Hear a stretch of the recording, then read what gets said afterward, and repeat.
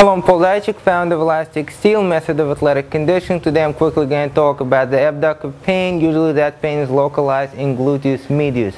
You might think that it's medius, you might think that it's tensor fascillaris, you might think that it's the upper part of the glute maximus. Usually it's the minimus. But people often think that it's sideline kicks. In other words, you throw that side kick up here and people think that it's because that leg is coming up here, the abductor. Very often what happens, especially for the people that throw the front line kicks on the side of the body, in other words, the front kick is not here, the front kick is here, more on the side of the body or partially rotated, and what ends up happening is the hip follows. So you don't have enough flexibility to come from this hip, and this happens. Once this happens, to get the maximum range of motion here, this muscles contract. Of course, this muscles work also because of the position, but this muscles contract. When they contract constantly and constantly, you're going to get those spasms there.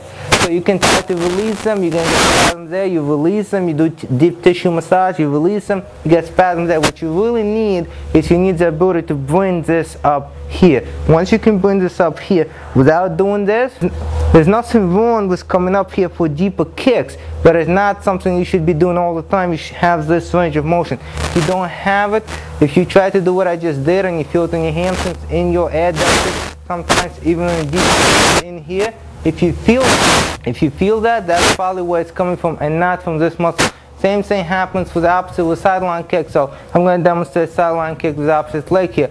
If I can bring this hip up and just move my pelvis, I'm not really my abductors. However, if my pelvis is low, I have to do it only from this abductors here, okay? And I cannot use my pelvis. If I cannot use my pelvis, I'm going to bring my abductors in a very, very short range and contract it in a very short range.